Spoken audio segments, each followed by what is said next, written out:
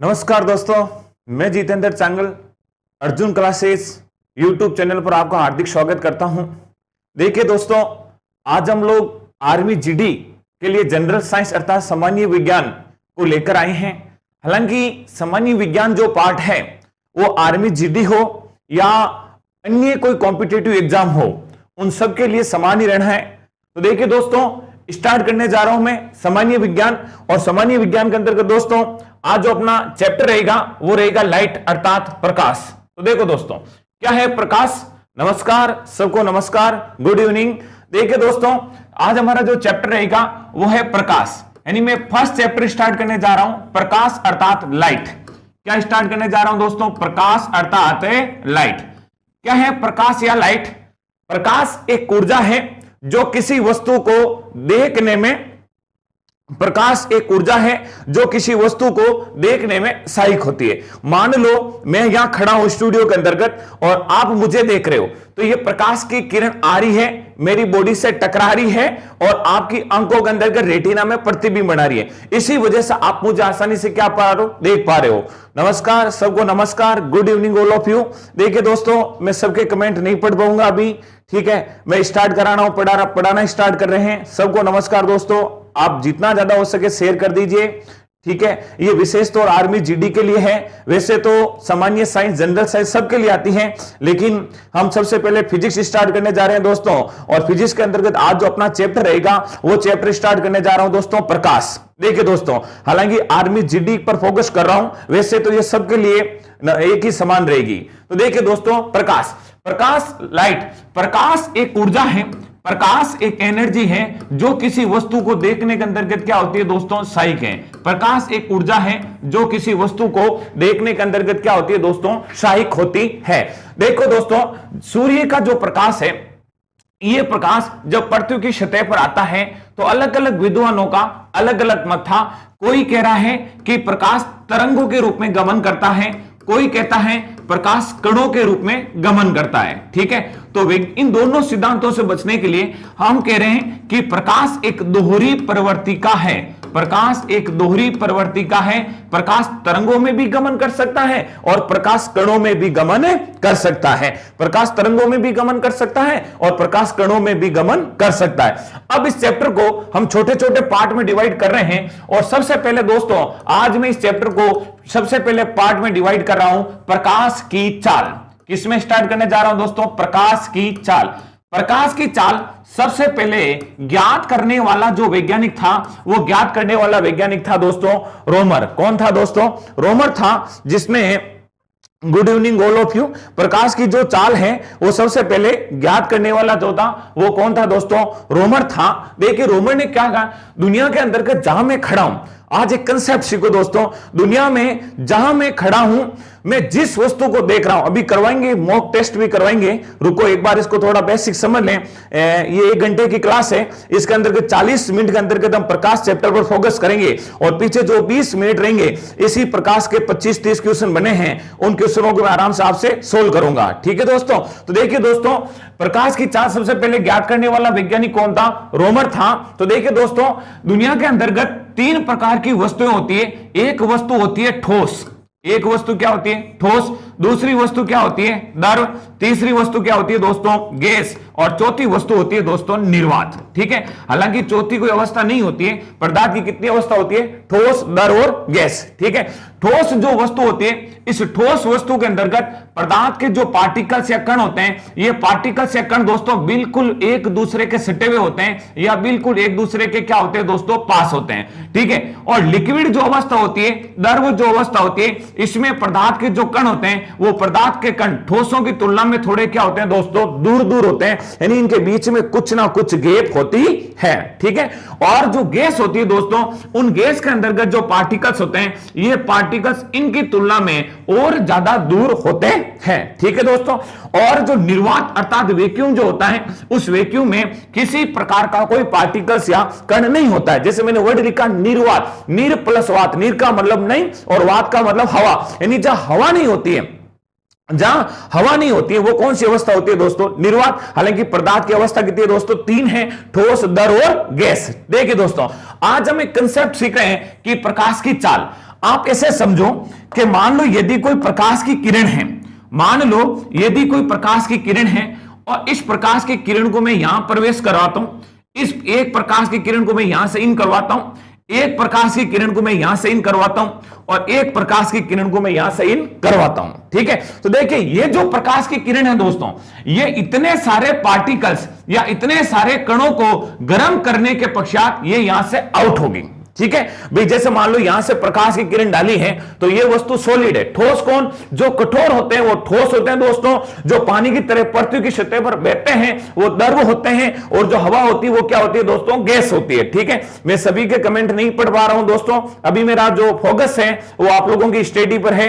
अभी आप स्टडी पर देखें, पीछे अपन जब 20 क्वेश्चन करवाएंगे आपको तो आप सबके कमेंट देखेंगे। ठीक है दोस्तों, तो देखिए ये जो ठोस है, ये ठोस जो वस्तु होती है, ये ठोस वस्तु वो कौन? जो कठोर होती है वो क्या होती है दोस्तों? ठोस होती है। जो पानी की तरह पृथ्वी की सतह पर बहती है वो क्या होती है दोस्तों? द्रव होती है। और जो हवा होती है वो क्या होती है दोस्तों? गैस होती है। और जहां ये तीनों मीडिएटर नहीं होते हैं वहां हमने क्या लिया? निर्वात होती है। ठीक है, मान लो यदि मैं यहां से कोई प्रकाश की किरण प्रवेश करवाता हूं तो ये प्रकाश की किरण इतने सारों कणों को गर्म करने के बाद यहां से ये क्या होगी दोस्तों? आउट होगी। और यहां से अगर मैं प्रकाश की किरण को प्रवेश करवाता हूं तो यह प्रकाश की किरण इतने सारे पार्टिकल्स या कणों को गर्म करने के पश्चात यहां से आउट होगी। अब जितने ज्यादा कणों को गर्म करेगी उतना समय क्या लगेगा दोस्तों? ज्यादा लगेगा। मान लो इस प्रकाश की किरण को मैं प्रवेश करा रहा हूं तो यह प्रकाश की किरण इन पार्टिकल्स को गर्म करके फिर यहां से आउट होगी। और इस प्रकाश को किसी भी पार्टिकल्स को गर्म नहीं करना है। तो दोस्तों इन चार में लें, सॉलिड, लिक्विड, गैसेज, वैक्यूम, ठोस, द्रव, गैस और निर्वात। तो आप बताइए किसमें प्रकाश की चाल सबसे ज्यादा होगी? देखो इसमें कण ज्यादा है तो समय ज्यादा लगेगा, इसमें कण कम है तो समय उसकी तुलना में कम लगेगा, इसमें कण और कम है तो समय और कम लगेगा, और इसमें और कण है तो और कम लगेगा, और यहां किसी प्रकार का कोई पार्टिकल्स या कण नहीं होगा। ठीक है, तो देखिए इन चारों के अंतर्गत सबसे जो तीव्र गति से प्रकाश निकलेगा दोस्तों, वो तीव्र गति से प्रकाश किसमें निकलेगा दोस्तों? निर्वात अर्थात वैक्यूम में निकलेगा। निर्वात के बाद देखें तो ठोस, द्रव, गैस, इन तीनों की तुलना करें तो क्या आएगा दोस्तों? गैस आएगा। और गैस के बाद इन ठोस और द्रव की बात करें तो क्या आएगा दोस्तों? द्रव आएगा। और द्रव के बाद कौन आएगा? ठोस आएगा। तो प्रकाश की चाल सबसे ज्यादा किसमें होती है दोस्तों? निर्वात में होती है। अगर निर्वात नहीं होगा तो क्या करेंगे दोस्तों? गैस करेंगे। और गैस नहीं होगा तो दोस्तों क्या करेंगे? द्रव करेंगे। और द्रव नहीं होगा तो क्या करेंगे दोस्तों? ठोस करेंगे। क्योंकि हमने कंसेप्ट सीखा, रटा नहीं है दोस्तों। सॉलिड कौन? जिसमें पार्टिकल्स बिल्कुल पास होते हैं। लिक्विड कौन? जिसमें थोड़े पार्टिकल्स दूर दूर होते हैं। और गैसेज कौन? जिसमें पार्टिकल्स और ज्यादा दूर होते हैं। ठीक है, और निर्वात कौन? जिसमें पार्टिकल्स बिल्कुल नहीं होते दोस्तों, वो क्या है? निर्वात है। ठीक है, अब यहां से मैं प्रकाश इन करूंगा, यहां से आउट करूंगा, यहां से इन करूंगा, यहां से आउट करूंगा, यहां से इन करूंगा, यहां से आउट करूंगा, और यहां तो बिल्कुल कोई पार्टिकल्स है ही नहीं। तो देखो यहां जैसे ही प्रकाश जाएगा तो ये इतने सारे पार्टिकल्स को गर्म करके फिर आउट होगा तो समय क्या लगेगा? ज्यादा।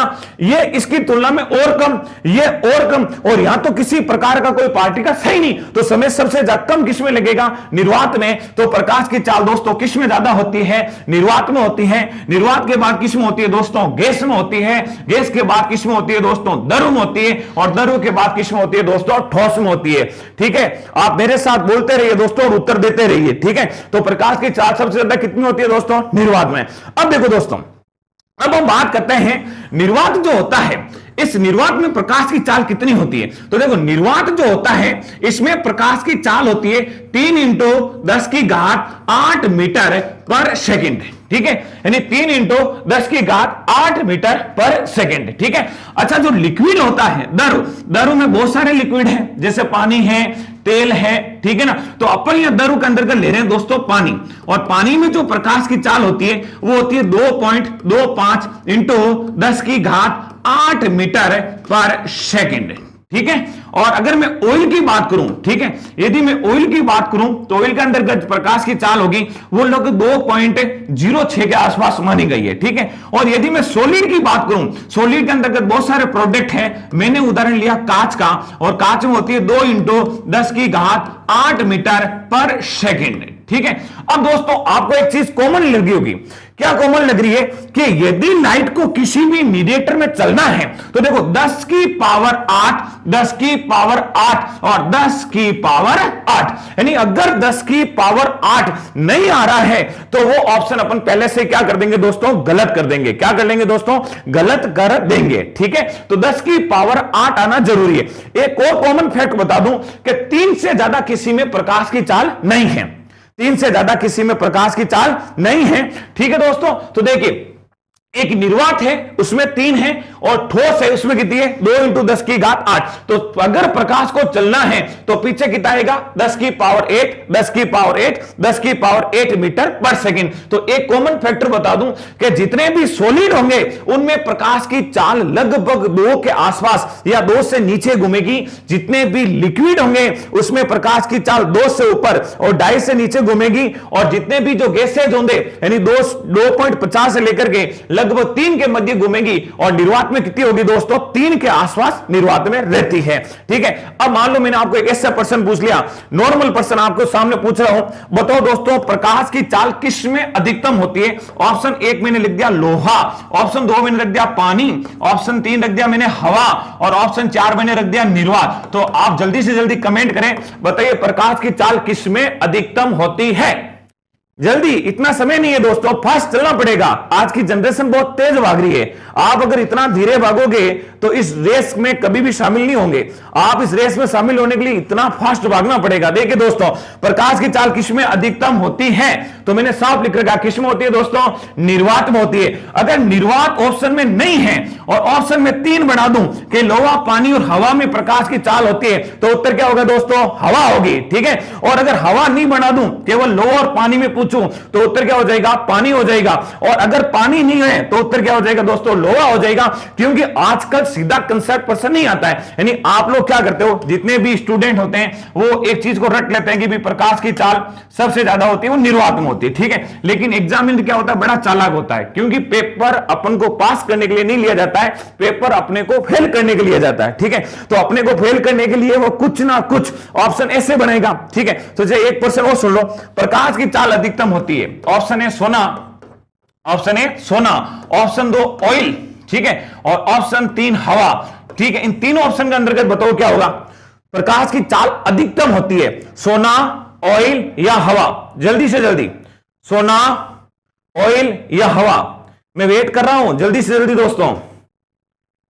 वाटर कैसा आया दोस्तों, वाटर कैसा होगा, वाटर देखो सोना, ऑयल और हवा, मैंने 3 ही लिखा है ऑप्शन। इन तीनों में के अंतर्गत बताना है, सोना होगा, ऑयल होगा या हवा होगा। वेरी गुड पवन सिंह चौहान, हवा, ठीक है, हवा में होगा। क्यों होगा, क्योंकि मैंने निर्वात दिया, निर्वात नहीं है तो किस पर जाएंगे, गैस पर जाएंगे, और गैस नहीं है तो द्रव पर जाएंगे, और द्रव नहीं है तो किस पर जाएंगे दोस्तों, ठोस पर जाएंगे। और अपने ऑप्शन के अंतर्गत पहला ऑप्शन क्या था, सोना। सोना क्या है दोस्तों, ठोस है। उसके बाद क्या है, ऑयल। ऑयल क्या है दोस्तों, यानी एक प्रकार का लिक्विड है। और नंबर 3 पॉइंट क्या दोस्तों, हवा। हवा एक प्रकार की क्या है दोस्तों, गैस है। तो निर्वात ऑप्शन में नियत किस पर करेंगे दोस्तों, गैस पर करेंगे। तो एक बार वापस देख लो दोस्तों, प्रकाश की चाल ज्ञात करने वाला कौन था, रोमर। सबसे ज्यादा प्रकाश की चाल किसमें होती है, निर्वात में। निर्वात के बाद किसमें होगी, गैस में। गैस के बाद किसमें होगी दोस्तों, द्रव में। और द्रव के बाद किसमें होगी दोस्तों, ठोस में होगी।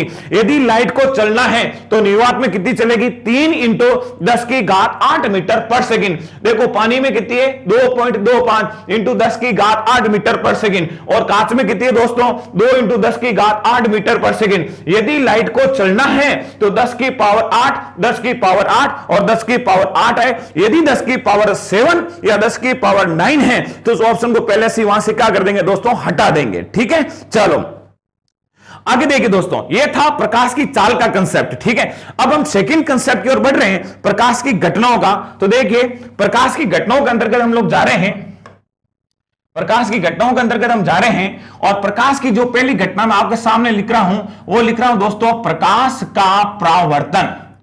प्रकाश का परावर्तन यानी लाइट, प्रकाश का परावर्तन यानी लाइट का रिफ्लेक्शन।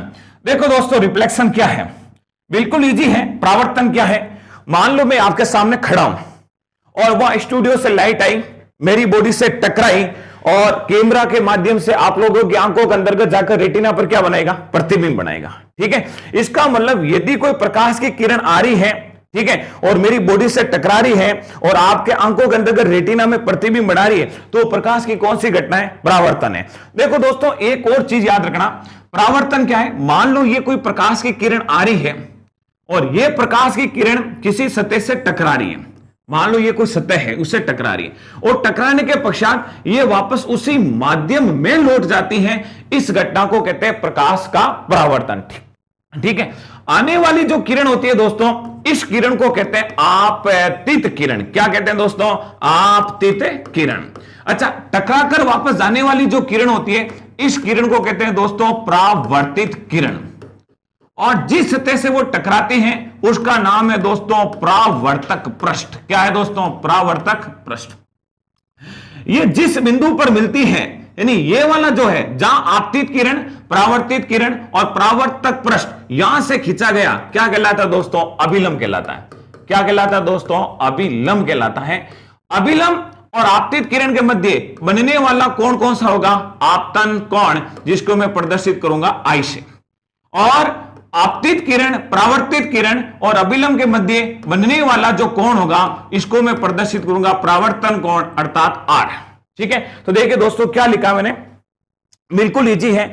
मान लो कोई प्रकाश की किरण आ रही है और ये किरण आ रही है और ये किसी सतह से टकरा रही है। अच्छा, जैसे ही सतह से टकराएगी ये वापस उसी माध्यम में चली जाएगी जिस मीडिएटर में या जिस माध्यम में वो आ रही है। ठीक है, तो प्रकाश का परावर्तन कब होगा दोस्तों, जब ये माध्यम यानी जिस माध्यम में वो आ रही है वो यहां से डोडासरा का पड़ोसी, हेलो नमस्कार सर, नमस्कार। ठीक है दोस्तों, देखिए ये जिस प्रकाश की किरण आ रही है और टकराने के पश्चात वापस उसी मीडिएटर में जा रही है, इस घटना को कहते हैं प्रकाश का परावर्तन। तो परिभाषा क्या बनेगी, आने वाली प्रकाश की किरण किसी सतह से टकरा करके पुनः उसी माध्यम में लौट जाती है, इस घटना को कहते हैं प्रकाश का परावर्तन। ठीक है, अब देखो दोस्तों यहां से प्रश्न आते हैं नियम से। नियम क्या कहलाता है, नियम कहता है कि I बराबर होता है दोस्तों R। आई बराबर क्या होता है, आर। यानी आपतन कोण और परावर्तन कोण का मान सदैव कैसा होगा दोस्तों, समान होगा। यानी जितने डिग्री पर वो आ रही है उतने डिग्री पर वो क्या करेगी दोस्तों, वापस जाएगी। ठीक है, तो आपतन कोण और परावर्तन कोण का मान सदैव कैसा होगा दोस्तों, समान होगा। तो देखिए यहां से कंपीटेटिव एग्जाम में क्वेश्चन कैसे बनेंगे, मान लो मैंने एक प्रश्न लिखा है कि आपतन कोण का मान, आपतन कोण का मान, आपतन कोण का मान 60 डिग्री है। ठीक है, तो बताइए आपतित किरण, आपतित किरण और परावर्तित किरण के मध्य, आपतित किरण और परावर्तित किरण के मध्य कितने डिग्री का कोण बनेगा, कितने डिग्री का कोण बनेगा। देखो दोस्तों थोड़ा फास्ट चलना पड़ेगा। ठीक है, मैं थोड़ा फास्ट पढ़ा रहा हूं, एक चीज याद रखें।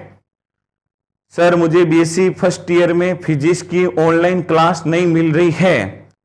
ठीक है, चलो कोई ना दोस्तों, ये एसएससी जीडी कांस्टेबल पटवार, ठीक है, वैसे तो आर्मी जीडी को मैंने फोकस किया है दोस्तों, लेकिन ये सबके लिए लगभग समान है। सरपंच साहब आप पहले रमेश सर से, राकेश सर से कहीं फैन लो, ठीक है, वो आप देख लेना दोस्तों बाद में। चलो कोई ना, देखो दोस्तों प्रकाश का जो परावर्तन है, मेरे एक प्रश्न है, प्रश्न का उत्तर दो आप, उधर बातें मत करो।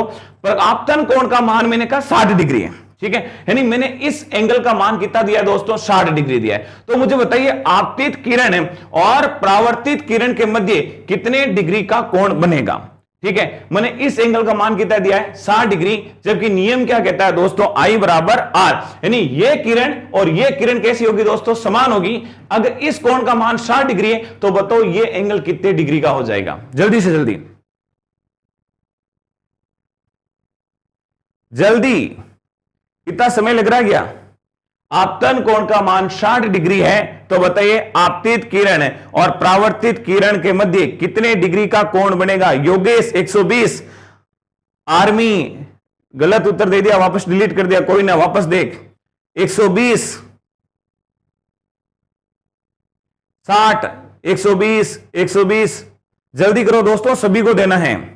देखो दोस्तों एक बार वापस समझ लो, आपतन कोण का मान कितना है दोस्तों 60 डिग्री।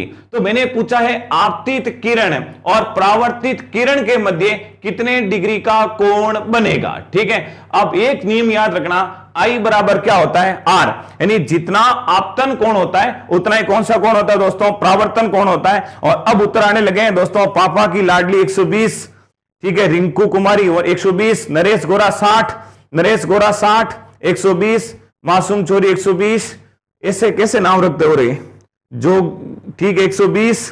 तो देखो दोस्तों 120, नरेश गोरा 60, नरेश गोरा एक बार वापस चेक करो, सुखदेव सिंह 120, 120, 120। ठीक है दोस्तों, देखिए दोस्तों इसका करेक्ट उत्तर 120 डिग्री। कैसे है, मैंने कहा ये कोण 60 डिग्री है तो ये कोण भी कितना होगा दोस्तों 60 डिग्री होगा। ठीक है, तो ये कोण 60 डिग्री है और ये कोण भी 60 डिग्री होगा। और मैंने आपको जो मान पूछा है, ये मान पूछा दोस्तों दोनों किरणों के मध्य, और दोनों किरणों के मध्य कितना हो जाएगा दोस्तों 120 डिग्री हो जाएगा। यदि मैं प्रश्न ये कहता, चलो एक प्रश्न और लिखो आप लोग, अगर इस प्रश्न का उत्तर क्या होगा, चलो शॉर्ट में लिख रहा हूं, यदि I बराबर 45 है, I बराबर कितना है 45, तो R बराबर कितना होगा, यानी आपतन, सर नाम तो गजब है, अच्छा, आपतन कोण का मान यदि 45 डिग्री है तो बताओ परावर्तन कोण का मान कितना होगा। आपतन कोण का मान 45 डिग्री है तो बताओ परावर्तन कोण का मान कितना होगा। सिर्फ मैंने परावर्तन कोण का मान पूछा दोस्तों। कमल किशोर बिश्नोई 90, अरे भाई मैंने कहा आपतन कोण का मान 45 डिग्री है तो बताओ परावर्तन कोण का मान कितना होगा। सुखवीर सिंह 45, योगेश 45, ठीक है, 45, ठीक है दोस्तों 45 ही होगा, क्योंकि मैंने कहा कि इस कोण का मान 45 डिग्री है तो इस कोण का मान कितना होगा 45 डिग्री ही होगा। ठीक है, तो यह था दोस्तों प्रकाश का परावर्तन। परावर्तन क्या है, सूर्य से या किसी भी लाइट की जो किरण है वो किसी सतह से टकरा करके वापस उसी मीडिएटर में लौट जाती है, उस घटना को कहते हैं प्रकाश का परावर्तन। और नियम क्या कहता है दोस्तों, I बराबर R होता है, यानी जितना डिग्री पर वो आएगी उतना डिग्री पर वो वापस जाएगी। ठीक है, चलो अब देखिए आगे बात कर रहे हैं, दोस्तों समतल दर्पण पर प्रकाश के परावर्तन के नियम। समतल दर्पण पर प्रकाश के परावर्तन के नियम, यानी समतल दर्पण पर प्रकाश के परावर्तन के कौन कौन से नियम हैं। देखो दोस्तों नियम नंबर 1 आपको बता रहा हूं, मान लो ये एक समतल दर्पण है। समतल दर्पण का मतलब है जिस दर्पण में हम लोग अपने घर में शक्ल देखते हैं वो क्या कहलाता है दोस्तों, समतल दर्पण कहलाता है।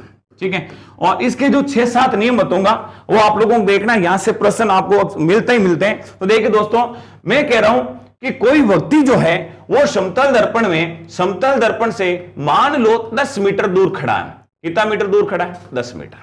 मान लो कोई समतल दर्पण है और उस समतल दर्पण से मैं 10 मीटर दूर खड़ा हूं। ठीक है, तो इस समतल दर्पण में मेरा प्रतिबिंब बन रहा है। अच्छा, प्रतिबिंब का मतलब होता है फोटो। उस दर्पण में मेरी क्या बन रही है, फोटो बन रही है। ठीक है, क्योंकि कई बार आपको ये समझ में नहीं आता सर ये प्रतिबिंब क्या है। तो प्रतिबिंब का मतलब कुछ नहीं होता है कि जो समतल दर्पण में अपनी फोटो बनती है वही क्या होता है दोस्तों, प्रतिबिंब होता है। ठीक है, तो देखिए मान लो मैं समतल दर्पण से 10 मीटर दूर खड़ा हूं, तो बताइए मेरी जो ये प्रतिबिंब में फोटो बनती है, ये फोटो कितनी दूरी पर बनेगी। क्या समतल दर्पण में बिल्कुल पास बनेगी, या जितनी दूरी पर मैं खड़ा हूं उतनी दूरी पर बनेगी, या इससे ज्यादा दूरी पर बनेगी।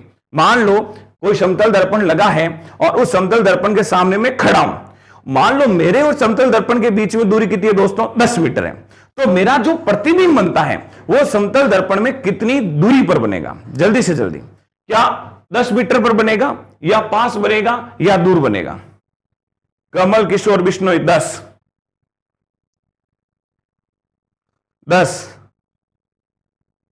5 के सारा भाई। सुखदेव सिंह 10। आप अपने समतल दर्पण में फोटो नहीं देखते हो क्या, आप जब घर में सज संवर के तैयार होकर बाहर निकलते हो तो आप समतल दर्पण के सामने खड़े नहीं होते हो क्या? अगर आप समतल दर्पण के सामने खड़े होते हो और मान लो आप 10 मीटर दूर खड़े हो तो आपका प्रतिबिंब यानी आपकी जो फोटो समतल दर्पण में बनती है वो कितनी दूरी पर बनेगी दोस्तों? तो वो कितनी दूरी पर बनेगी? 10 मीटर दूरी पर ही बनेगी। तो नियम नंबर 1 क्या कहता है कि मैं समतल दर्पण से जितनी ज्यादा दूर खड़ा हूं मेरा प्रतिबिंब समतल दर्पण में उतनी ही दूरी पर बनेगा। ठीक है, उतनी ही दूरी पर बनेगा। ठीक है, तो नियम नंबर 1 कंप्लीट है। नियम नंबर 2 दोस्तों, नियम नंबर 2 देखो, मान लो ये कोई समतल दर्पण है और इस समतल दर्पण में मैं V चाल से जा रहा हूं, यानी मैं समतल दर्पण की ओर एक चाल है मेरी और वो चाल है दोस्तों V चाल। मैं V चाल से जा रहा हूं। ठीक है, तो मेरा जो प्रतिबिंब है वो मेरा प्रतिबिंब मेरी ओर आ रहा है। बताओ मेरे प्रतिबिंब की चाल क्या है? तो याद रखना दोस्तों, यदि हम समतल दर्पण की ओर V चाल से जा रहे हैं तो हमारा प्रतिबिंब किस चाल से आ रहा है दोस्तों? 2V चाल से आ रहा है। V बराबर क्या हो जाएगा? 2V। यानी जिस चाल से मैं जा रहा हूं उस चाल से डबल। आप मेरे साथ चलो दोस्तों, आप बहुत पीछे रह रहे हो। ये पीछे रहने का जमाना नहीं है, ये पीछे रहने का जमाना नहीं है। कांस्टेबल टुकड़ों में है, आर्मी जीडी की काफी टाइम से एग्जाम नहीं हुए। ठीक है, उसके अंतर्गत भी आज किसी भी सेक्टर में चले जाओ, ठीक है, कमी किसी की भी नहीं है। बहुत सारे स्टूडेंट बैठे हैं, तो आप इस चीज का थोड़ा ध्यान रखें, साथ साथ कमेंट दे। मेरा नियम नंबर 2, नियम नंबर 1 कंप्लीट हो गया कि मैं समतल दर्पण से जितना ज्यादा दूर खड़ा हूं मेरा प्रतिबिंब समतल दर्पण में उतनी ही दूरी पर बनेगा। ठीक है, नियम नंबर 2 देखो दोस्तों, यदि मैं समतल दर्पण की ओर V चाल से जा रहा हूं तो मेरा प्रतिबिंब किस चाल से आ रहा है? 2V चाल से। यानी यदि मेरी चाल V है तो मेरे प्रतिबिंब की क्या चाल है? 2V चाल। यानी जिस चाल से मैं जा रहा हूं उससे डबल चाल से मेरा प्रतिबिंब आता हुआ प्रतीत होता है। चलो एक प्रश्न समझो। राधा समतल दर्पण की ओर 5 मीटर प्रति सेकंड की चाल से जा रही है, तो बताइए राधा का प्रतिबिंब किस चाल से आ रहा है? मौखिक प्रश्न है दोस्तों। राधा समतल दर्पण की ओर 5 मीटर प्रति सेकंड की चाल से जा रही है, ठीक है, तो राधा का प्रतिबिंब किस चाल से आ रहा है? सर मैथ की क्लास नहीं होती है क्या? हो जाएगी दोस्तों, सब हो जाएगी।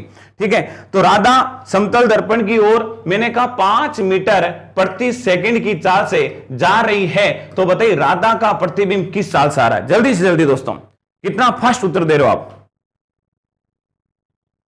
वेरी गुड बेराराम, 10 सेम टाइमिंग, गजब। अरे सेम टाइमिंग, V बराबर 2V लिखा है, V चाल कितनी है? 5 मीटर प्रति सेकेंड। ठीक है, तो 2V चाल, बेराराम 10, रिंकू कुमारी 10, ठीक है, 10। ठीक है दोस्तों, तो देखिए यदि मेरी चाल दोस्तों V होगी तो मेरे प्रतिबिंब की चाल क्या होगी दोस्तों? 2V चाल होगी। ठीक है, नियम नंबर 3 देखो, नियम नंबर 3 बहुत इजी नियम है।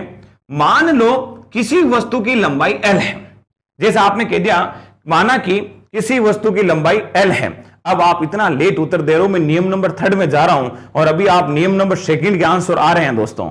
ठीक है, तो थोड़ा फास्ट रखो, इधर उधर बातों में ध्यान मत दो। ये समतल दर्पण के नियम इतने बढ़िया नियम है, यहां से प्रश्न बनता ही बनता है। और जिस दिन यहां से आंकिक रूप में प्रश्न बना तो अपन लोग को वहां सोचेंगे कि ये प्रश्न कहां से आया। याद है ना पिछली कांस्टेबल, इससे पहले वाली जो कांस्टेबल याद होगी आप लोगों को, जिसने दिया होगा कि साइंस जिसमें 40% नंबर लाने होते थे और 15 के 15 क्वेश्चन फिजिक्स केमिस्ट्री के डाल दिए थे। ठीक है, और आपको याद ही होगी वो दोस्तों फिर क्या हुआ था, यानी ऐसा कोई जिला डिस्ट्रिक्ट नहीं था जिसमें मेरिटें लगभग 0 लेवल पर यानी 50 के आसपास मेरिटें घूमी थी। तो ये दोस्तों थोड़ा साइंस है, साथ चलो, मैं आपको बहुत बढ़िया तरीके से समझा रहा हूं, आप अपने साथ मेरे साथ चलो। देखो दोस्तों, नियम नंबर 3 क्या है?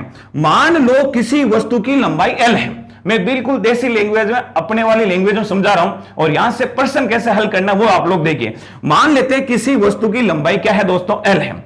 ठीक है, जैसे मैंने कहा कि मान लो किसी व्यक्ति की लंबाई 180 सेंटीमीटर है। कितनी है दोस्तों? 180 सेंटीमीटर है। तो बताइए इस व्यक्ति का पूर्ण प्रतिबिंब देखने के लिए लगभग कितने समतल दर्पण की आवश्यकता होगी? ठीक है, मेरा प्रश्न आप लोगों से, मान लो मैं किसी समतल दर्पण के सामने खड़ा हूं, ठीक है, और मैं कह रहा हूं कि मेरी लंबाई 180 सेंटीमीटर है, तो कितना समतल दर्पण लेकर आऊं ताकि मेरा पूरा प्रतिबिंब देखा जा सकता है? पूरा प्रतिबिंब का मतलब सर से लेकर पांव तक। जल्दी, अरे दोस्तों देख लो एक बार, माना कि किसी वस्तु की लंबाई L है और यदि उसको संपूर्ण प्रतिबिंब देखना है तो L/2 समतल दर्पण की आवश्यकता होगी। L/2 यानी जो उसकी लंबाई है उस लंबाई का क्या करना होगा दोस्तों, आधा करना होगा। ठीक है, अब मेरा प्रश्न सुनो, मैंने कहा किसी व्यक्ति की लंबाई 180 सेंटीमीटर है, तो बताइए अपना पूर्ण प्रतिबिंब देखने के लिए कितना समतल दर्पण लाना होगा। जल्दी से जल्दी आंसर आने लगे। 90, राजू चौधरी 90, रमेश कुमार बिश्नोई 90, ठीक है, के 90,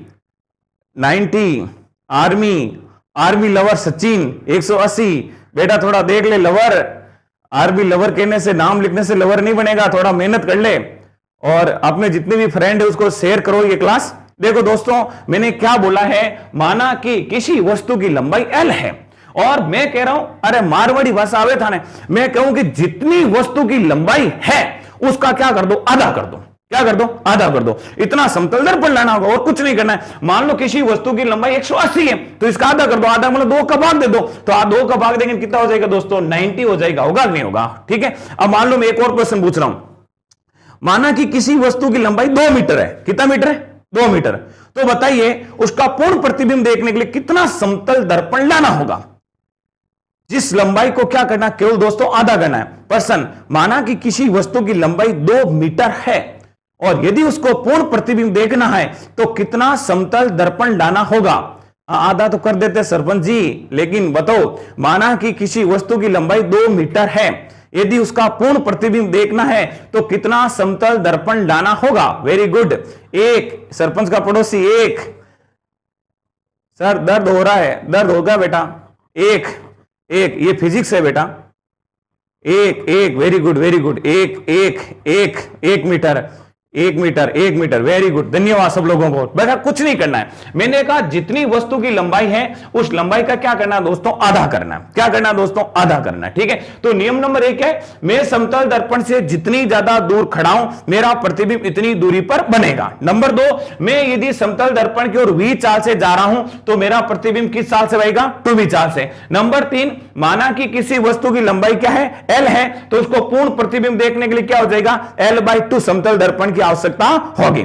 अब देखो दोस्तों, नियम नंबर 4 वेरी मोस्ट नियम है। नियम नंबर 4, तो देखिए, मान लेते हैं यदि कोई 2 समतल दर्पण, मान लो ये कोई 2 समतल दर्पण है, ठीक है, और मैंने कहा यदि कोई 2 समतल दर्पण आमने सामने, दाएं बाएं, ऊपर नीचे कहीं पर भी रखें और इनके बीच में मान लो कोई व्यक्ति खड़ा है, मैंने कहा राम खड़ा है। चलो, यदि कोई 2 समतल दर्पण आमने सामने, दाएं बाएं, ऊपर नीचे कहीं भी खड़ा है और यदि इनके बीच में कोई व्यक्ति खड़ा है तो उसके बनने वाले प्रतिबिंबों की संख्या कितनी हो जाएगी दोस्तों, अनंत हो जाएगी। कितनी हो जाएगी, अनंत हो जाएगी। ठीक है, अब देखिए दोस्तों, हाँ क्वेश्चन करवाएंगे दोस्तों।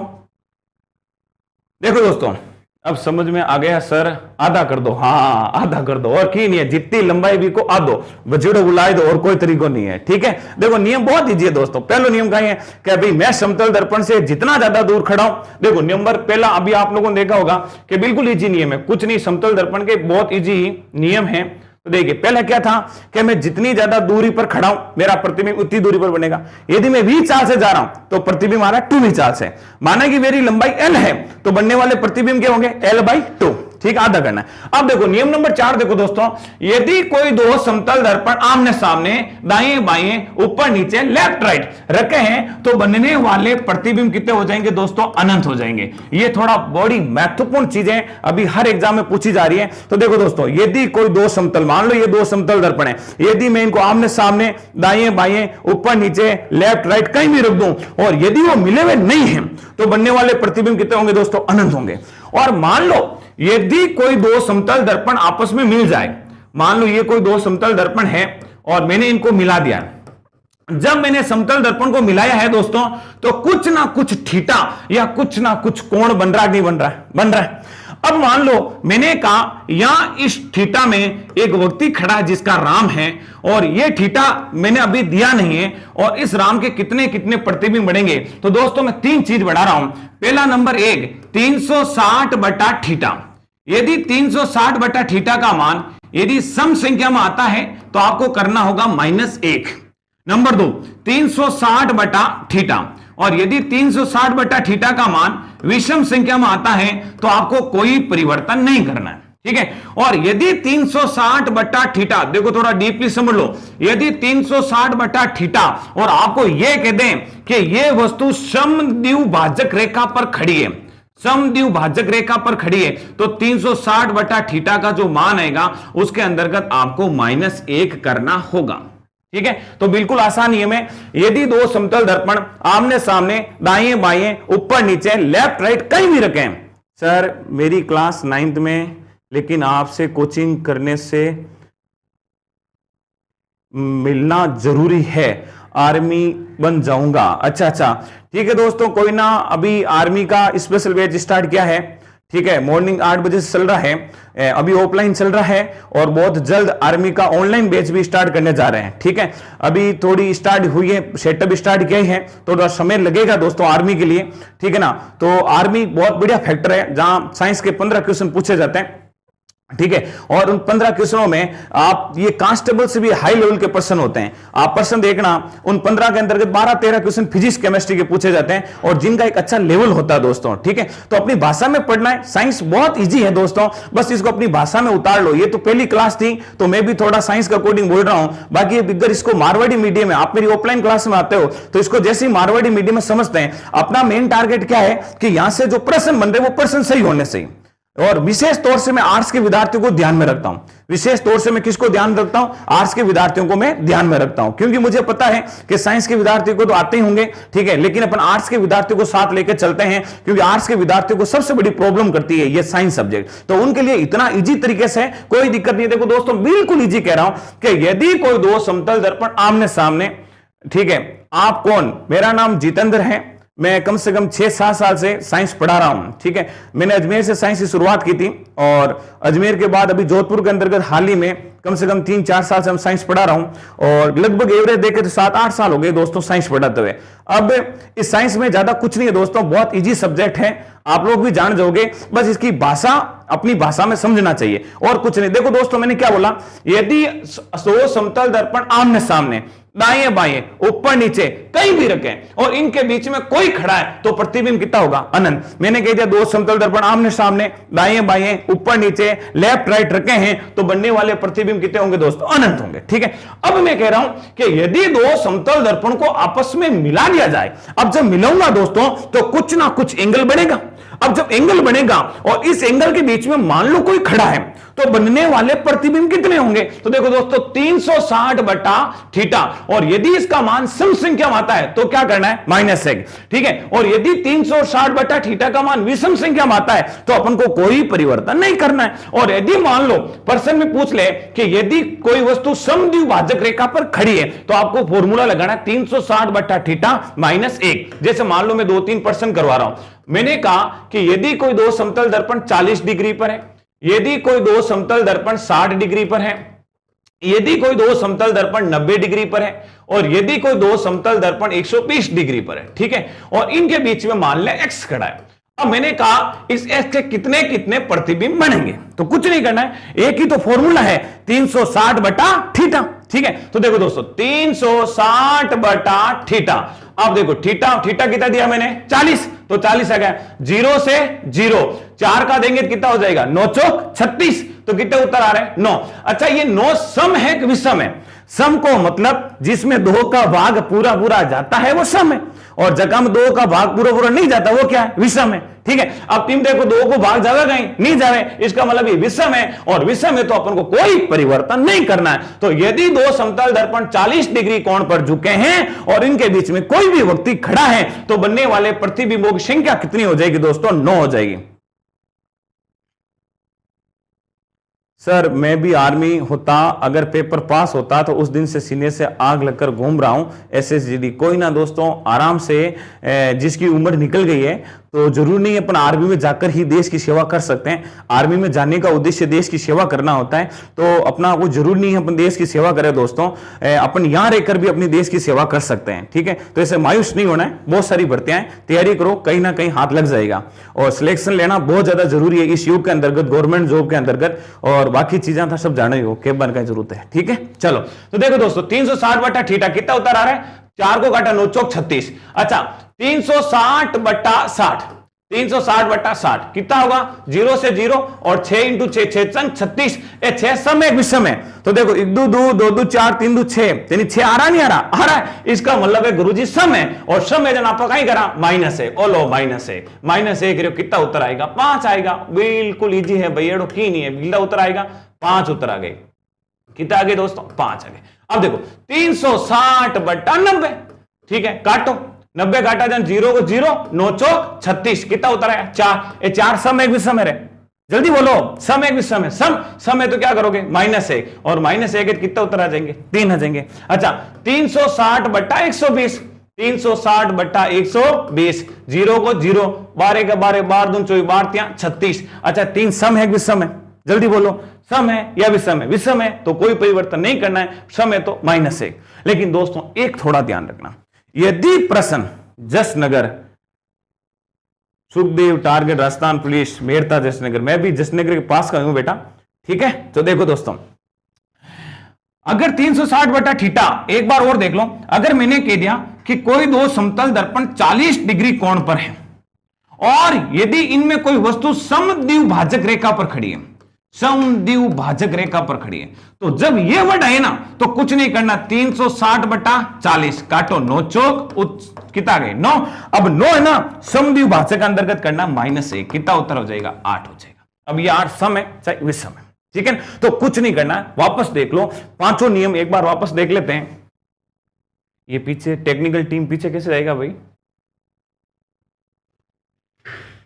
ओके ओके ओके, देखो दोस्तों, नियम नंबर 1 क्या था कि यदि मैं समतल दर्पण से जितनी ज्यादा दूर खड़ा हूं, मेरा प्रतिबिंब इतनी दूरी पर बनेगा, ठीक है। नंबर 2, यदि मैं समतल दर्पण की ओर v चाल से जा रहा हूं तो मेरा प्रतिबिंब किस चाल से आ रहा है? 2v चाल से। नंबर 3, माना कि किसी वस्तु की लंबाई क्या है? l है, तो यदि उसका पूर्ण प्रतिबिंब देखना है तो क्या हो जाएगा दोस्तों? l/2 हो जाएगा, ठीक है। नियम 4 क्या था कि यदि दो समतल दर्पण आमने सामने दाएं बाएं ऊपर नीचे रखे हैं तो बनने वाले प्रतिबिंब कितने हो जाएंगे दोस्तों? अनंत हो जाएंगे। और यदि बीच में कोई खड़ा है, ठीक है, और किसी कोण पर रख दिया जाए तो 3 ही फॉर्मूला यूज करना है, 360/θ। यदि 360/θ का मान सम संख्या में आता है तो -1 करना है, और विषम संख्या में आता है तो कोई परिवर्तन नहीं करना है, ठीक है। और यदि राशि समद्विभाजक रेखा पर खड़ी है तो आपको क्या करना है? 360/θ -1 करना है, ठीक है। अब देखिए दोस्तों, इसके अंतर्गत हम प्रकाश चैप्टर से कुछ प्रश्न हल कर रहे हैं, तो आप इन प्रश्नों का जवाब दीजिए। चलो प्रश्न नंबर 1 स्टार्ट। अब बिल्कुल फर्स्ट कमेंट आना चाहिए दोस्तों। देखो दोस्तों, आपतन कोण का मान 45 डिग्री है, आराम से फर्स्ट उत्तर आना चाहिए, ठीक है। देखो दोस्तों, आपतन कोण का समझ में आएगा दोस्तों, डरो मत, आराम से आएगा। साइंस कोई बहुत बड़ी तोप नहीं है, बहुत इजी है। अगर इसको अपनी लैंग्वेज में पढ़ाई ना तो इससे इजी कोई सब्जेक्ट नहीं हो सकता, ठीक है। तो देखो आपतन कोण, आज तो और मैंने थोड़ी फर्स्ट पढ़ी है क्योंकि पहला ही दिन था और मैंने भी ऑनलाइन पहला ना आज पहली बार स्टार्ट किया दोस्तों, सच बताऊं तो, ठीक है ना। तो इसलिए थोड़ी सी घबराहट भी हो रही थी। चलो तो देखिए दोस्तों, आपतन कोण का मान 45 डिग्री है, तो आपतित किरण और परावर्तित किरण के मध्य कितने डिग्री का कोण बनेगा? फर्स्ट उत्तर जल्दी से जल्दी।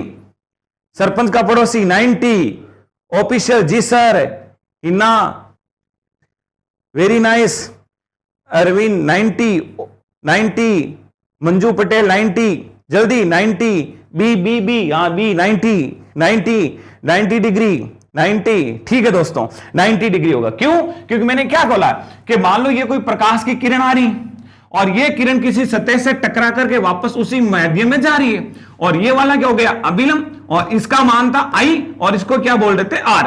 अब मैंने कह दिया कि I का मान कितना है? 45 डिग्री है, और आपतित किरण और परावर्तित किरण के मध्य, यानी इस किरण है और इस किरण के मध्य इस एंगल का मान पूछा है, तो ये 45 है, तो ये क्या हो जाएगा? 45, तो टोटल कितना हो जाएगा दोस्तों? 90 डिग्री हो जाएगा। तो जिसने 90 बताया है, लगभग सबने 90 बताया है, कोई दिक्कत वाली बात नहीं है। देखो दोस्तों, नंबर 2, आपतित किरण को नियत रखकर समतल दर्पण को θ डिग्री घुमाया जाए तो परावर्तित किरण घूमेगी। बहुत इजी प्रश्न है, बहुत इजी प्रश्न है। आपतित किरण को नियत रखकर समतल दर्पण को θ डिग्री घुमाया जाए तो परावर्तित किरण घूमेगी। 1 डिग्री, हाफ डिग्री, 2 डिग्री, या इनमें से कोई नहीं? जल्दी बताओ, ये थोड़ा मामला डाउन हो रहा है ना, जल्दी जल्दी। साइंस है बेटा, फिजिक्स है, साइंस ऐसे इजी सब्जेक्ट, बूंद ब्लोन माइंड। धन्यवाद। देखो दोस्तों, सरपंच का पड़ोसी थोड़ा गलत बता रहा है, 1/2 1/2 कहां आ रहा है यार। देखो कुछ नहीं करना है भाई, इसका क्या करें, अपने मारवाड़ी भाषा में गांव में कहते पड़को पड़े, पड़को जानो काच भी, काच में आपा को चेहरे पर पड़को पड़ा, कौन पड़ा, वो नियम है। वो कहीं कहे कि मान लो कोई आपतित किरण आ रही है, ठीक है, और ये आपतित किरण आ रही है, तो आपतित किरण को नियत रखकर, और मेरा हाथ में मान लो कोई समतल दर्पण है, ठीक है, और इस समतल दर्पण को मैंने 1 डिग्री घुमाया, तो ये परावर्तित किरण कितना डिग्री घूमेगा, तो देख लो दोस्तों, मान लो ये आपतित किरण है, और इस आपतित किरण में यदि आपने समतल दर्पण को थीटा डिग्री घुमाया, कितना घुमाया, थीटा डिग्री, तो परावर्तित किरण घूमेगी दोस्तों 2 थीटा डिग्री। क्या घूमेगी, 2 थीटा डिग्री। अब जल्दी से जल्दी उत्तर दो, आपतित किरण थीटा डिग्री घुमाएंगे समतल दर्पण को, तो परावर्तित किरण घूमेगी 2 थीटा डिग्री, यानी थीटा बराबर 2 थीटा। तो देखो यदि आपतित किरण को नियत रखकर समतल दर्पण को 1 डिग्री घुमाया है, तो परावर्तित किरण कितने डिग्री घूमेगी दोस्तों, 2 डिग्री घूमेगी। करेक्ट उत्तर क्या हो जाएगा, सी हो जाएगा, ठीक है ना। चलो आगे बात देखो, प्रश्न नंबर 3, जितेंद्र की लंबाई 180 सेंटीमीटर है, कितना है, 180 सेंटीमीटर है, तो कितना समतल दर्पण लाना आवश्यक होगा जिसे वो अपना पूरा प्रतिबिंब देख सके। पुल को दिल्ली तक पढ़े, पढ़ी भाई, जल्दी बोलो जल्दी बोलो। देखो ये पॉइंट है, थोड़ा ये ध्यान रखना, ये पॉइंट है, बिल्कुल धैर्य से दोस्तों। बी कहां जा रहे हो, ये ही तो है, यही तो खेल है, यही खेल है, ध्यान रखना। वहां पेपर आपको फेल करने के लिए जा रहा है, ठीक है। मैंने बहुत इजी प्रश्न पूछा, फिर भी आप गलत बता रहे हो। ABCD सब में 90 लिखा है बेटा, किसी में 90 मीटर लिखा, आप ABCD के रूप में जवाब दो, जल्दी करो, 90 मत लिखो, ABCD जल्दी बोलो, ABCD। सर शनिवार को, अच्छा शनिवार को पढ़ाया था, ऑफलाइन क्लास में पढ़ाया होगा, ओके। ABCD, नरेश गोरा 2, नरेश गोरा एक बार सही चेक कर, 2 में क्या है, पॉइंट लगा हुआ है। अरे दोस्तों पॉइंट को देख लो, मैंने ये बोला यहां पॉइंट लगा हुआ है। जितेंद्र की लंबाई 180 सेंटीमीटर है, यदि उसको पूर्ण प्रतिबिंब देखना है, यहां प्रश्न में थोड़ा, यदि इसको पूर्ण प्रतिबिंब देखना है तो कितना समतल दर्पण लाना होगा। तो मैंने क्या बोला था, जिस वस्तु की लंबाई L है, यदि उसका पूर्ण प्रतिबिंब देखना है तो L/2 समतल दर्पण लाना होगा। अब देखो 180 सेंटीमीटर है, तो 180 सेंटीमीटर का आधा करेंगे तो कितना आएगा दोस्तों, 90 सेंटीमीटर आएगा। अब यहां देखो मैंने लिखा 90 मीटर, मीटर कैसा होगा, यहां लिखा मैंने 0.90 मीटर, यहां लिखा 9.0 मीटर, और इसका करेक्ट उत्तर लिखा था 90 मीटर। तो यहां सेंटीमीटर है और सबकी वैल्यू मीटर में दे दी है, तो ये पर्सन यहां से मिस्टेक हो गया। इसका करेक्ट उत्तर होगा दोस्तों 90 सेंटीमीटर होगा, उपयुक्त में से कोई नहीं। तो 500 आसन ये डाल देता हूं, नॉट, यानी इनमें से कोई नहीं। ये थोड़ी प्रिंटिंग मिस्टेक हो गई है, यहां मीटर होगा, सेंटीमीटर, यानी मान जो मैंने दिया है सेंटीमीटर में, तो मान किस में आएगा, सेंटीमीटर में आएगा, ठीक है। चलो आगे देखो, अगला प्रश्न, प्रकाश का पूर्ण आंतरिक परावर्तन होता है विरल टू सघन, सघन टू विरल, सघन टू सघन, विरल टू सघन। जल्दी से जल्दी देखो दोस्तों, एक तो आई ठाकुर सघन विरल का ही है, अपन आर्ट्स का स्टूडेंट अन देख लो। दुनिया में 3 प्रकार का माध्यम है, एक माध्यम है ठोस, एक माध्यम है द्रव, और एक माध्यम है गैस। ये गैस ने तो कहे विरल, ठीक है, और ठोस और द्रव दोनों ने मिलाए कहें कहे सघन। जैसे मान लो मैंने कह दिया जल, तो जल कौन सा माध्यम हो जाएगा, सघन, और मैंने कह दिया कांच, कांच कौन सा माध्यम हो जाएगा, सघन हो जाएगा, और कुछ नहीं। अब बताओ, प्रकाश का पूर्ण आंतरिक परावर्तन होता है हवा में, हवा से पानी की ओर, या विरल टू सघन, या सघन टू विरल, या सघन टू सघन, या विरल टू विरल। जल्दी से जल्दी, बी बी बी बी, वेरी गुड, बी बी बी स्टार्ट हो गए, जल्दी, इतना धीरे आ रहा है यार। डी कहां से आ रहा है, नरेश गोरा, विरल टू विरल हवा में कैसे करवाएगा पूर्ण आंतरिक परावर्तन, जल्दी बोलो, मीटर में बदल दो, बदल देंगे भाई। बी बी बी बी बी, सॉलिड लिक्विड गैसेज, जोरदार आग लगा दो सर जी, कोल में आग लग जाएगी बेटा, पढ़ो आप आराम से, पढ़ाई पर ध्यान दो। डी मीटर में बदल दो, डी। अरे दोस्तों, प्रकाश का पूर्ण आंतरिक परावर्तन के लिए कौन सा माध्यम होगा, तो देखो ये दोनों माध्यम, एक तो है विरल टू सघन, एक है सघन टू विरल। सघन टू सघन तो हो नहीं सकता, और विरल टू विरल हो नहीं सकता। एक माध्यम में तो प्रकाश की कौन सी घटना होती है, परावर्तन होती है, ठीक है। तो देखो यहां विरल टू सघन या सघन टू विरल, तो इसका करेक्ट उत्तर क्या हो जाएगा, सघन टू विरल हो जाएगा। बी उत्तर जिसने दिया है वो सही है दोस्तों, बाकी थोड़ा तैयारी की जरूरत है, डरना नहीं है। चलो, प्रकाशीय तंतु किस सिद्धांत पर कार्य करता है, जल्दी से जल्दी, बिल्कुल इजी प्रश्न है। ऑप्टिकल फाइबर प्रकाशीय तंतु किस सिद्धांत पर कार्य करता है? Sukhdev target Rajasthan police, B very good, very good कहां आ रहा है? प्रकीर्णन बोल दिया तूने, बी बी थोड़ा चेंज करो यार। प्रकाशीय तंतु किस सिद्धांत पर कार्य करता है? ऑप्शन ए पूर्ण आंतरिक परावर्तन, ऑप्शन 2 प्रकीर्णन, ऑप्शन सी अपवर्तन, ऑप्शन 4 विवर्तन। प्रकाशीय तंतु को बोलते हैं दोस्तों ऑप्टिकल फाइबर। ऑप्टिकल फाइबर, जल्दी से जल्दी, बी कैसा आ रहा है दोस्तों? एक बार सोचो Sukhdev ji. A very good Sukhdev, ए अब आना स्टार्ट हुआ, ए ठीक है, वेरी गुड। ये योगेश जी ने पूरी लाइन भर दी ऐसे, ठीक है। ए सुखदेव सिंह जी, ए ये बी कैसा होगा दोस्तों? थोड़ा इसको सोचो। ए मैंने ऑप्टिकल फाइबर प्रकाश से पूर्ण आंतरिक परावर्तन पूछा है, तो ऑप्टिकल फाइबर काम करता है दोस्तों प्रकाश के पूर्ण आंतरिक परावर्तन के अंतर्गत, ठीक है। तो आज समय नहीं मिला इसलिए मैंने थोड़ा कम पढ़ाया और फिर मैंने प्रश्न सोल्व करवा दिया। आपने तो मांग की थी प्रश्न सोल्व कराओ, ठीक है। प्रकाश का पूर्ण आंतरिक परावर्तन यानी प्रकाश से तंतु किस पर काम करता है? पूर्ण आंतरिक परावर्तन के सिद्धांत पर, ठीक है दोस्तों। चलो आगे देखिए, प्रकाश की चाल किस में न्यूनतम होती है? यह गलत नहीं होना चाहिए दोस्तों, अगर यह गलत हो गया तो देख लेना, अच्छा ही नहीं रहेगा। प्रकाश की चाल किस में न्यूनतम होती है? प्रश्न को देरी से पढ़ लेना, न्यूनतम होती है। वेरी गुड, ऑप्शन आ रहा है देखो, हवा, लोहा, निर्वात और पानी। जल्दी से जल्दी, ए दोस्तों एक बार सोच लो, प्रकाश की चाल किस में न्यूनतम होती है? सबसे ज्यादा किस में होती है दोस्तों? निर्वात में। निर्वात के बाद किस में होगी दोस्तों? गैस में। गैस के बाद किस में होगी दोस्तों? द्रव में। और द्रव के बाद किस में होगी दोस्तों? ठोस में। तो प्रकाश की चाल मैंने न्यूनतम पूछा है। अब न्यूनतम आप जल्दी से जल्दी उत्तर दो, उत्तर आना स्टार्ट हो गया। बी बी बी वेरी गुड सुखदेव जी, बी। सर क्लास में अच्छे, क्लास में आग लगा दो, आग लगा देंगे भाई। डी चौहान, फिर बुझाने कौन आएगा?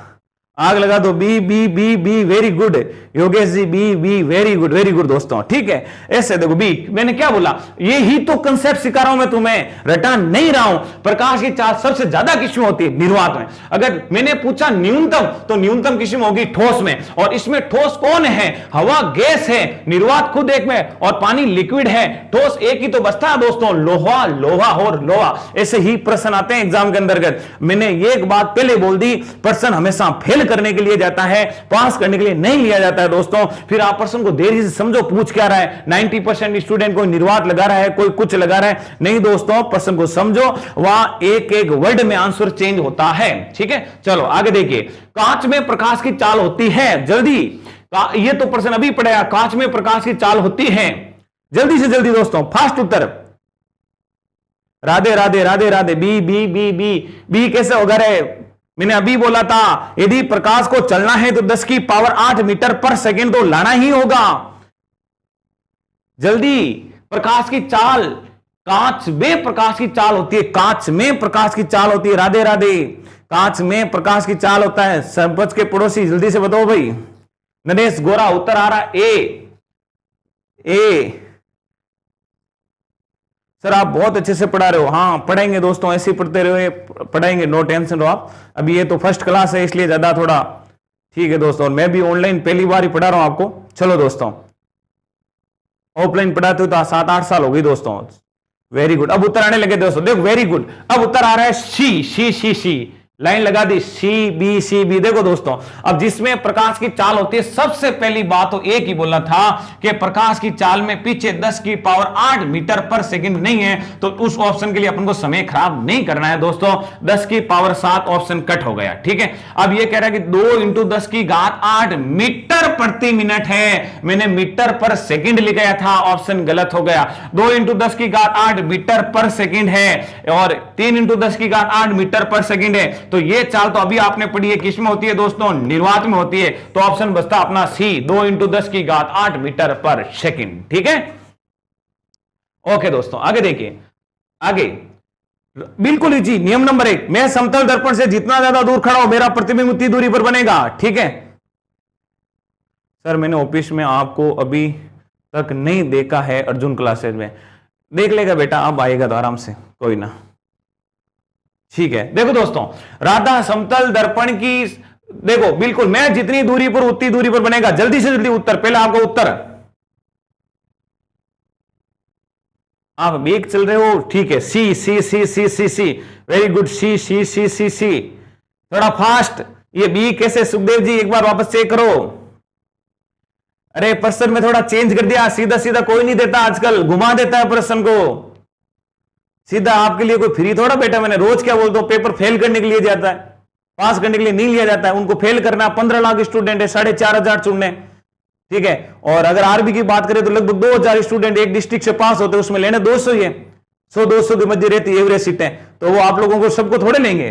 देखो दोस्तों, राधा मान लो वो एक समतल दर्पण हो और इस समतल दर्पण से दूर खड़ी थी राधा, और वो कितनी दूरी पर थी दोस्तों, 10 मीटर। आराम से पढ़ो, राधा समतल दर्पण से 10 मीटर दूर खड़ी थी, इसका मतलब प्रतिबिंब भी कितनी दूरी पर बन रहा था, 10 मीटर दूरी पर बन रहा था। अब देखो, यदि वो समतल दर्पण की ओर 2 मीटर बढ़ जाती है, यदि वो समतल दर्पण की ओर 2 मीटर बढ़ जाती है, यानी समतल दर्पण की ओर 2 मीटर की दूरी, 2 मीटर की दूरी, यानी टोटल दूरी कितनी, 10, 10 में 2 की दूरी, अब कितनी बची है दोस्तों, 8। तो इसका राधा का प्रतिबिंब भी कितनी दूरी पर बनेगा, 8 पर बनेगा। तो आगे देखो, तो अब राधा का प्रतिबिंब कितनी दूरी पर बनेगा, कितनी दूरी पर बनेगा, 8 मीटर पर बनेगा। बिल्कुल इजी प्रश्न है, ठीक है। अब जिसने भी उत्तर दिया उसका करेक्ट आंसर सही है, बाकी को भी थोड़ा पढ़ाई की और ज्यादा जरूरत है दोस्तों, ठीक है। चलो आगे वाला प्रश्न, यदि हम समतल दर्पण की ओर, बिल्कुल इजी प्रश्न अभी पढ़ाया, इसका उत्तर बहुत फास्ट आना चाहिए। यदि हम समतल दर्पण की ओर, मान लो ये कोई समतल दर्पण है और यदि मैं समतल दर्पण की ओर v चाल से जा रहा हूं तो मेरा प्रतिबिंब किस चाल से आ रहा है, यही प्रश्न है।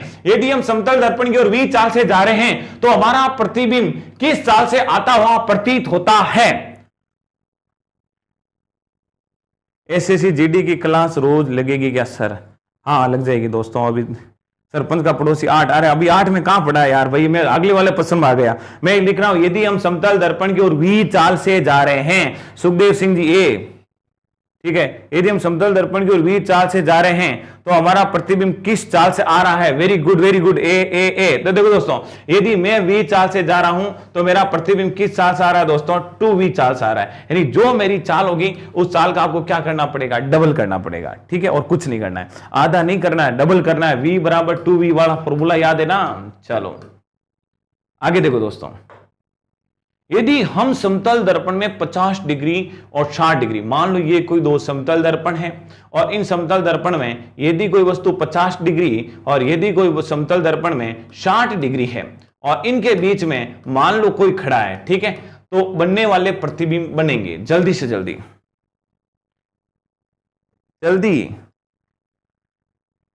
क्या कर रहे हो दोस्तों, अभी 2v में थोड़ा लेट चल रहे हैं आप लोग, चलो कोई ना। यदि हम समतल 2 समतल दर्पण, मान लो ये कोई 2 समतल दर्पण है और अटे वस्तु 50 डिग्री है और 60 डिग्री है, इनके बीच में कोई खड़ा है, इसके कितने कितने प्रतिबिंब बनेंगे, 2 प्रतिबिंबों का क्रम है। अभी तो पढ़ाया था 360 बटा थीटा, जल्दी करो। D D A D A आ रहा है ना, ए एक बार सोच लेना, ए डी, ठीक है। देखो दोस्तों 360 बटा थीटा का मान कितना दोस्तों, 50, ठीक है। एक हमने लिखा 360 बटा थीटा का मान कितना है दोस्तों, 60। काटो, कितना हो जाएगा, 6 36, 6 समय विषम है दोस्तों, समय, तो क्या करना होगा, -1 करोगे क्या उत्तर आएगा 5। अच्छा ये 60 पीछे है ना, तो पीछे वाले में 5 आएगा। अब पीछे वाले में 5 तो दोस्तों एक में दिख रहा है, किस में दिख रहा है, डी में दिख रहा है, तो करेक्ट आंसर ऐसे भी हो सकता है डी। और इसका भी निकालो तो 0 से 0, 7 5 35 और 0.2, तो जो पॉइंटों में आता है ये डिजिट कितनी होगी दोस्तों, 7। तो करेक्ट उत्तर क्या हो जाएगा, डी हो जाएगा। बिल्कुल इजी प्रश्न था, ऐसा कुछ नहीं था। चलो, यदि 2 समतल दर्पण आमने सामने रखें, यानी यदि कोई 2 समतल दर्पण आमने सामने रखें और इनके बीच में x रखा है, तो बताओ x के कितने प्रतिबिंब बनेंगे। ऑप्शन है 4 बनेंगे, 5 बनेंगे, 7 बनेंगे, या इनमें से कोई नहीं बनेंगे। 7.5 डी, वेरी गुड,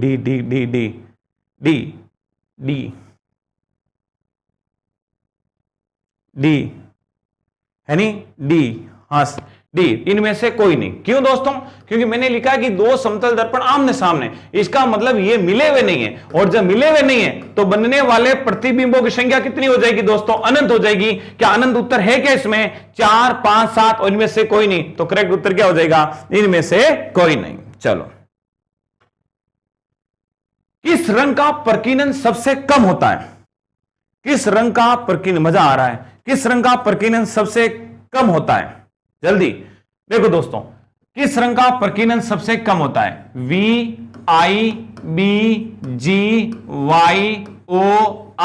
प्रकीर्णन, प्रकीर्णन वर्ड का मतलब होता फैलना, यानी कौन सा रंग इनमें से सबसे कम फैलता है वो आपको बताना है। जल्दी से जल्दी नाम लेके बोलो। D D D D D D D D D. देखो दोस्तों, मैंने पहली बार प्रश्न बोला है, प्रश्न थोड़ा चेंज है। Very good. रेड, डी, पीला, रेड, डी।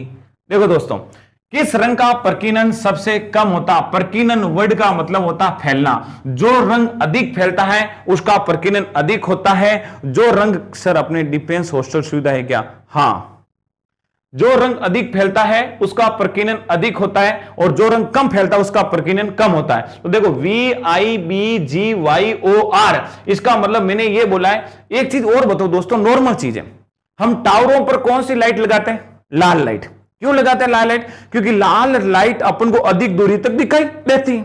अच्छा, वो अधिक दूरी तक दिखाई क्यों देती है? क्योंकि वो फैलती नहीं है। इसका मतलब यही तो वर्ड है, जो फैलता नहीं है उसका प्रकीर्णन, देखो प्रकीर्णन सबसे कम होता है। तो सबसे अधिक प्रकीर्णन होता है बैंगनी का और सबसे कम किसका होता है? लाल का। यानी जैसे जैसे इधर बढ़ेंगे प्रकीर्णन का कौन सा क्रम आएगा? घटता क्रम आएगा। ठीक है, तो सबसे कम किसका हो जाएगा दोस्तों? लाल का हो जाएगा। तो जिसने उत्तर ए दिया है उसका करेक्ट सही है।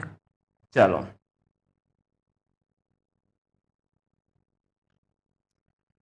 हरे रंग की वस्तु को, हरे रंग की वस्तु को पीले प्रकाश में देखने पर, हरे रंग की वस्तु को पीले प्रकाश में देखने पर कैसा दिखता है? जल्दी से जल्दी।